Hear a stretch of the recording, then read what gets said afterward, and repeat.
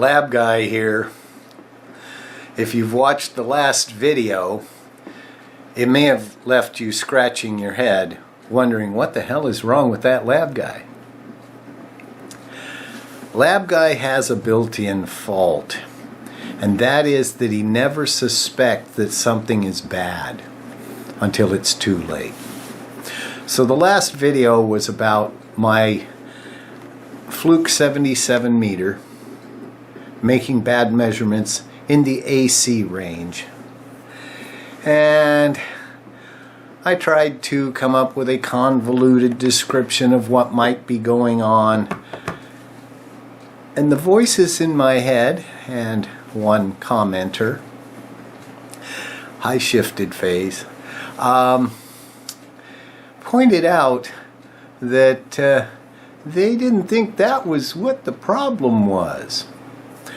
So, just cutting to the chase and calling on Captain Obvious, this meter, a wonderful meter, is 45 frickin' years old and has gone bad. Yeah, you know, I said the same thing. They don't make anything to last anymore. So, I proved this to myself by buying a new meter on eBay. This is just an off-brand current type of meter that you can get for about $26, free shipping. And so I bought one. My stimulus check came, so it was fortuitous timing. So I got this, and I hooked it up to the transformer in the Craig 2104 camera. I think it's a 2104. The Craig camera.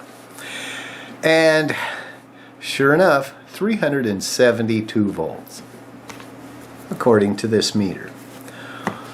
This pleased me so much that I ordered a second one. Now I can measure two voltages at once, or voltage and a current. And should the need arise, I may buy two more of those. So the conclusion of the last video is rest in peace, Fluke 77. Maybe in the future I can undertake an attempt to repair this meter. I don't know what's going on with it, and to be honest with you, I don't care.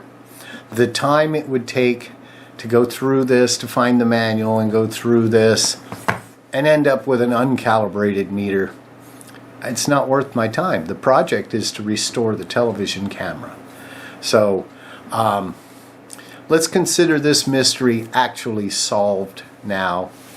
New meters have been obtained, and I've obtained the approval of my two cohorts in the background. They both agree that this was the right path to take. So, until next time, Lab Guy and cohorts out.